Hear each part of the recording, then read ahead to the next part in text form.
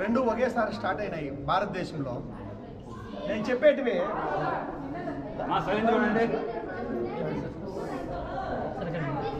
నేను చెప్పేది చాలా డీప్గా ఇది అబ్జర్వ్ చేయాలి. ఈరోజు భారతదేశం మొత్తము కాషాయమే, భారతదేశం అంతా కాషాయమే, యా రాష్ట్రం చూడు కాషాయమే. ఇది వెరీ ఇంపార్టెంట్ పాయింట్స్ మాట్లాడాలనుకున్నాను ఈరోజు. 2 పాయింట్స్. ఈరోజు దేశమంతా కాషాయమే ఉంది. ఆంధ్రప్రదేశ్లో అయితే కాంగ్రెస్ కార్యకర్తలంతా విస్తుపోయినారు, సుస్తైపోయినారు. కానీ దీనికి యుద్ధానికి ఆరంభమే లేదా? అసలు యుద్ధం చేయాలంటే ఎవరు ఆరంభించాల? శ్రీకృష్ణ పరమాత్ముడు ఎవరు? అర్జునుడు ఎవరు? ధర్మరాజు ఎవరు? భీముడు ఎవరు? అసలు ఈ భారతదేశంలో బీజేపీ అనే ఒక దీనిపైన యుద్ధం చేయాలంటే ఇక్కడ శ్రీకృష్ణుడు ఎవరు?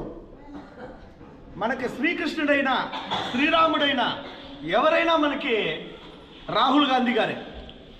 అచ్చం నరేంద్ర మోడీ గారి కిరీటం పెట్టినా ఆ గెటప్ సెట్ కాదు. అదే కిరీటము రాహుల్ గాంధీ గారికి పెడితే సాక్షాత్ శ్రీకృష్ణ పరమాత్ములాగా ఉంటారు. శ్రీకృష్ణ పరమాత్ముడు యుద్ధం చేయాలా? ఎవరితో యుద్ధం చేయాలా?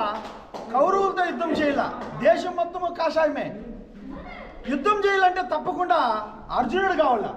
ఈరోజు మన భారతదేశంలో అర్జునుడు ఎక్కడ ఉన్నారు? మొన్నే ఫుట్బాల్ మ్యాచ్లో శ్రీకృష్ణ అర్జునుడు చూసినాను. మనకి అర్జునుడు ఈ భారతదేశంలో కాంగ్రెస్ పార్టీకి రేవంత్ రెడ్డి గారు. రేవంత్ రెడ్డి గారు అర్జునుడు, రాహుల్ గాంధీ గారు శ్రీకృష్ణుడు అయితే ఇంకా ధర్మరాజు ఎవరు? మన భారతదేశంలో కాంగ్రెస్ పార్టీకి ధర్మరాజు ఎవరు అంటే తప్పకుండా సిద్ధరామయ్యనే మన ధర్మరాజు గారు. సరే, కాంగ్రెస్ పార్టీ గెలవాలంటే దేశం మొత్తం కాషాయం ఉంది. ఎక్కడ చూడు బీజేపీనే, ఇక్కడ చూడు కూటమి ప్రభుత్వమే, ఎక్కడ చూడు ఇదే. భీముడు ఉన్నాడు, అర్జునుడు ఉన్నాడు, నెక్స్ట్ శ్రీకృష్ణుడు ఉన్నాడు. ఇంకా మెయిన్ ఇంపార్టెంట్ రోల్ ఏదంటే మనకి భీముడు. భీముడు ఎవరు అంటే మన దీంట్లో ఎవరుంటారు? భీముడు మన మొత్తం యావత్ భారతదేశంలో ఈరోజు యుద్ధం స్టార్ట్ చేయాలంటే భీముడు ఎవరు ఉన్నారంటే మన డికే శివకుమార్ గారే భీముడు.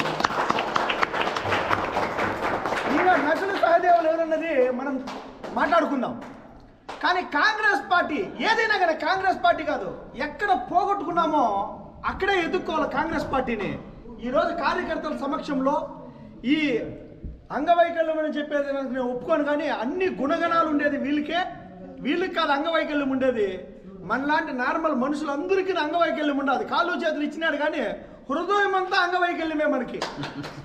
కాబట్టి అంగవైకల్యం లేని మంచి హృదయం ఉండేవాళ్ళు ఇక్కడుండే ఒక మనస్తత్వం ఉన్న, ఒక గొప్ప మనస్తత్వం ఉన్న మనుషులు. కాబట్టి ఇక్కడ ఈరోజు నేను బర్త్డే చేసుకోవడం చాలా ఇష్టపడుతూ ఉన్నాను. దైవమే మానుష రూపేణ అంటారు. ఈరోజు నా పేరు కూడా శివశంకరే. సాక్షాత్ బీవీఎం బ్రహ్మ విష్ణు మహేశ్వర, సాక్షాత్ శివ పరమాణుడు రూపం. దైవం మానుష రూపేణ అంటే నేనే పరమాత్ముని, నేనే శివశంకరుని చెప్తా ఉన్నాను. ఈరోజు యుద్ధం గెలవాలంటే శ్రీకృష్ణుడు ఉన్నాడు, అర్జునుడు ఉన్నాడు, ఇప్పుడు మనకి భీముడు ఉన్నాడు, ధర్మరాజు ఉన్నాడు. కానీ మెయిన్గా మనం కొట్టాల్సింది భారతదేశంలో ఎవరినంటే భీష్ముడిని. అరే విద్య నేర్పించిండొచ్చు అర్జునుడికి, కానీ భీష్ముడిని యుద్ధంలో దిగిన తర్వాత కొట్టకపోతే అవుతుందా? భీష్ముడు ఎవరో తెలిసినా విద్య నేర్పించవచ్చు అర్జునుడికి. ఆ భీష్ముడిని కొట్టాలి. ఈరోజు వచ్చేసిందనా మన రేవంత్ రెడ్డి గారు చంద్రబాబు నాయుడు గారిని ఈ భీష్మ పితామహుడి దగ్గర విద్య నేర్చుకుంటూ వచ్చి అర్జునుడు. ఇది యుద్ధం. ఆ రోజు చెప్పినాను, ఇది సిద్ధం కాదు, సంసిద్ధం కాదు, ఇది యుద్ధం. ఈ యుద్ధంలో తప్పకుండా ఆడాల్సింది మన కార్యకర్తలు కాదు. ఆల్రెడీ పోగొట్టుకున్నది ఆంధ్రప్రదేశ్లోనే 2 విషయాల్లో. ఒకటి మన పెద్ద ఆయన చనిపోవడం, రాజన్న చనిపోవడము. రెండో తప్పు వైఎస్ జగన్మోహన్ రెడ్డి గారికి సీఎం పదవి ఇవ్వకపోవడము. ఇవి 2 కాంగ్రెస్ పార్టీ స్థాపితమైపోయి భారతదేశంలోనే కను రూపమే లేకుండా అయిపోయింది.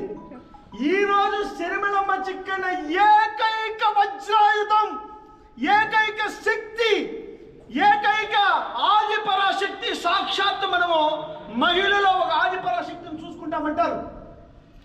ఈ రోజు రేవంత్ రెడ్డి గారు ఒక ఆదిపరాశక్తిని అమ్మని షర్మిలమ్మలో చూస్తూ ఉన్నారు. ఈ రోజు సిద్ధరామయ్య గారు ఒక ఆదిపరాశక్తి అమ్మని షర్మిలమ్మని ఆ అమ్మ రూపంలో ఆదిపరాశక్తిని చూస్తూ ఉన్నారు షర్మిలమ్మలో.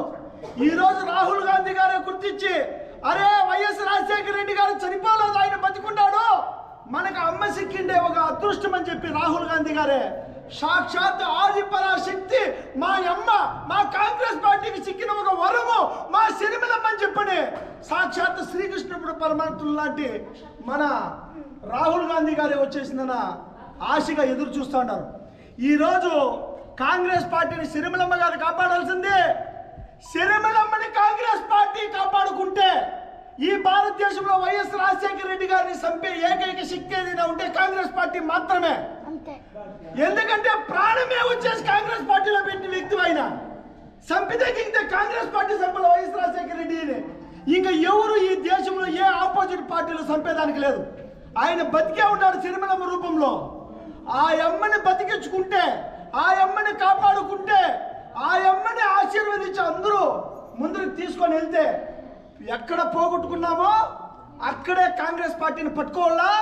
ఇదే ఆంధ్ర రాష్ట్రంలో వైఎస్ రాజశేఖర రెడ్డి గారు ఉండి నింటే నరేంద్ర మోడీ గారు ఈరోజు ప్రధానమంత్రి అయ్యే వాళ్ళ చెప్పండి సార్.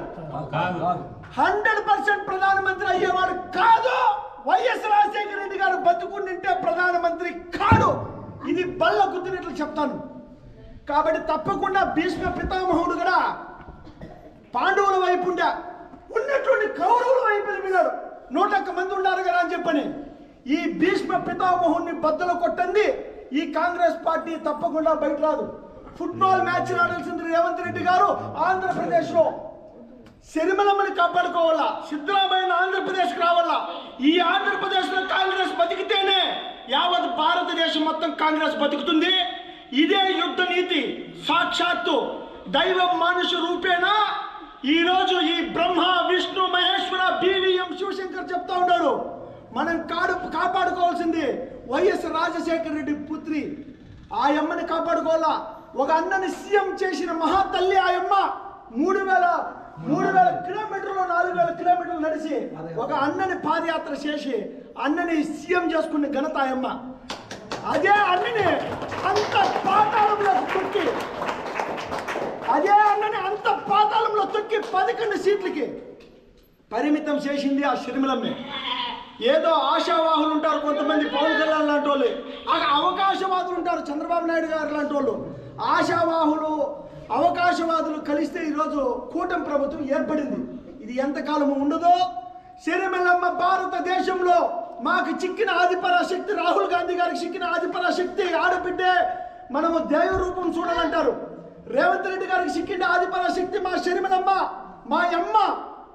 అదేవిధంగా పక్కనున్న రాష్ట్రం కర్ణాటకకి, యావత్ భారతదేశం మొత్తానికి ఈరోజు చిక్కిండే ఏకైక వరం రాజన్న బిడ్డ వైఎస్ షర్మిలారెడ్డి. ఆ అమ్మ అడుగు జాడల్లో నడిస్తే కాంగ్రెస్ పార్టీ పునర్స్థాపితం అవుతుంది, పునర్నిర్మాణం అవుతుంది. భారతదేశంలో మనం నరేంద్ర మోడీ పైన, ఈ బీజేపీ ప్రభుత్వం పైన, ఈ ఓట్ చోర్ గద్దీ చోరు పైన అన్నింటిపైన యుద్ధాన్ని ప్రకటించి గెలుస్తాం. ఏకైక ఆయుధం ఆదిపరాశక్తి షర్మిలమ్మని ఆయమ్మ వెనకబడి నడవడమే. తప్పకుండా ఆంధ్రప్రదేశ్లో కాంగ్రెస్ మళ్ళీ తీసుకురావడమే మన ప్రధాన ధ్యేయం అని చెప్పి మనస్ఫూర్తిగా తెలియజేసుకుంటూ, ఇది మళ్ళా ఒకసారి చెప్తున్నాను, ఇది సిద్ధం కాదు, ఇది సంసిద్ధము కాదు, ఇది యుద్ధం. ఇది యుద్ధం. అది షర్మిలమ్మ నుండి స్టార్ట్ అయింది. ఇది యావత్ భారతదేశం వెళ్తుంది. నరేంద్ర మోడీ గారు యుద్ధం పలమనేరు ఇంకా స్టార్ట్ అయింది. జై కాంగ్రెస్, జై కాంగ్రెస్.